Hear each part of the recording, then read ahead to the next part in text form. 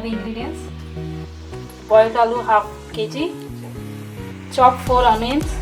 chopped tomato 4, red chilli powder 2 tablespoon, khada masala, स्वादानुसार salt,